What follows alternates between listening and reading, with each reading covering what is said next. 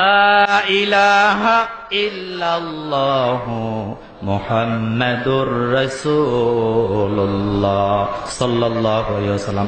এখন আপনারা বলেন তো, আমি ওই আগের কথায় ফিরে যাই। আল্লাহ বলেন কুনতুম খায়রা উম্মাহ, আমি তোমাদের শ্রেষ্ঠ উম্মত হিসাবে সার্টিফিকেট দিলাম। তোমাদের কাজ হলো দুইটা। কয়টা?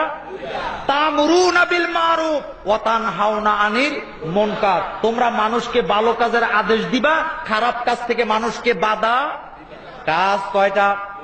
কাজ কয়টা? করার জন্য কোয়ালিটি লাগবে কি লাগবে না? বুকের পাটায় সাহস থাকা লাগবে কি লাগবে না? আপনারা রাজনৈতিক ভাবে ব্যাপারটা নেবেন না। আপনার যদি ঈমান থাকে, বুকের পাটায় সাহস থাকে, আপনারা যদি সংসদে ঢুকায় দেওয়া হয়, বাংলাদেশের সংসদ সদস্য কয়জন? কয়জন? কথাটা বুঝার জন্য আমি বলছি, সংসদ সদস্য 300, কিন্তু ইমানদার যদি একজন থাকে, ওই একজনের ধাক্কা 299 জন থরথর করে কাঁপবে।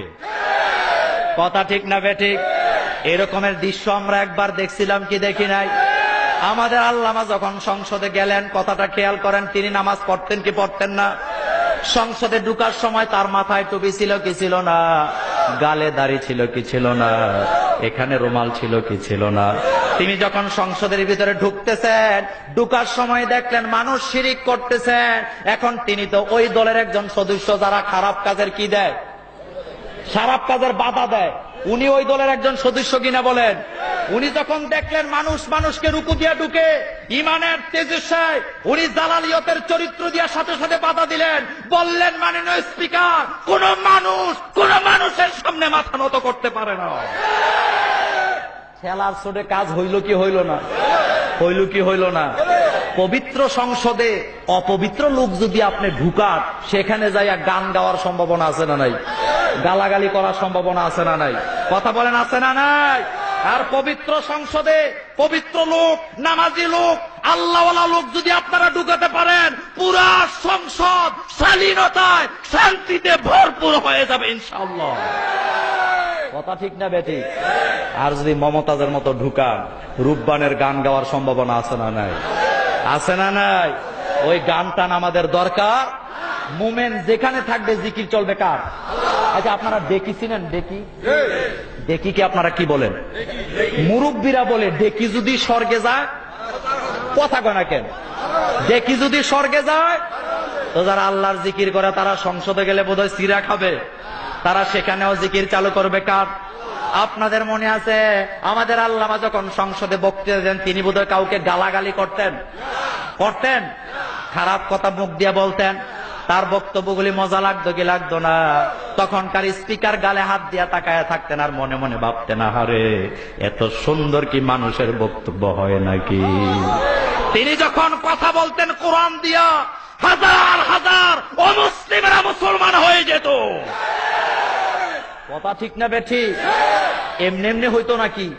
আমি মোল্লা নাজিম, আমি কলুমুদ্দি সারা বছর ওয়াজ করলো, একজন মুসলমান হওয়ার সম্ভাবনা? কিন্তু তিনার এমন কোন মাহফিল নাই যেখানে মুসলমান হতো না। ঠিক না বেঠিক? আমাদের দেশের ভদ্রলোকগুলিকে এখন গালাগালি দেওয়া হয় কি হয় না? যারা গালি দেয় তারা কখনো আমাদের বন্ধু হতে পারে না। আল্লামা শফির মতো ভদ্রলোকের বিরুদ্ধে যারা মিডিয়াতে কথা বলে, তারা নাস্তিক আর মুরতাদদের দালাল হয়ে গিয়েছে। কথা ঠিক না বেঠিক বলেন? আমাদের আল্লামার বিরুদ্ধে যারা আওয়াজ দেয়, তারা রাম বাম আর ইহুদিদের দালাল হয়।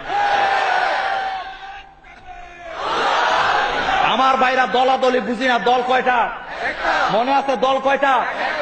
আনফুসানা ওয়া ইল্লাম তাগফির লানা ওয়া তারহামনা লানাকুনান্না মিনাল খাসিরিন রব্বানা লা তুযিগ কুলুবানা বাদা ইয হাদাইতানা ওয়া হাব লানা মিন লাদুনকা রাহমাতান ইন্নাকা আনতাল ওয়াহ্হাব। আয় আল্লাহ তাআলা, ঐতিহ্যবাহী কোকালী যুব সমাজের উদ্যোগে আজকের ঐতিহাসিক তাফসীরুল কোরআনের মাহফিল শেষ করে তোমার দরবারে হাত তুলেছি। বক্সগঞ্জের এই তাফসীরুল কোরআনের মাহফিল কি তুমি কবুল করে নাও। এই মাহফিলের শুরু থেকে পর্যন্ত যত কোরআনের আয়াত তেলাওয়াত করা হয়েছে, দুরুদ সালাম পাঠ করা হয়েছে, জিকির আজকার করা হয়েছে, হাদিয়াটুকুন সোনার মদিনায় নবী পাকের রওজা মোবারকে পৌঁছিয়ে দাও। তামাম পৃথিবীর মাটির নিচে যত আম্বিয়ায়ে কেরাম, সাহাবায়ে কেরাম, শুহাদায়ে কেরাম, সিদ্দিকিন, সলিহিন, আকবরিদ্দিন, উলামায়ে মুতাকাদ্দিমিন, মুতাআখিরিন, সালফে সলিহিন, মুমিন মুমিনা শুয়ে আছেন, সকলের রহার পরে পৌঁছিয়ে দাও। রব্বুল আলামিন আমাদের মুরব্বী, আমাদের উস্তাদ, আমাদের দাদা দাদি, নানা নানি, আত্মীয় স্বজন, পাড়া প্রতিবেশী থেকে যারা এই কবরে চলে গেছে, আল্লাহ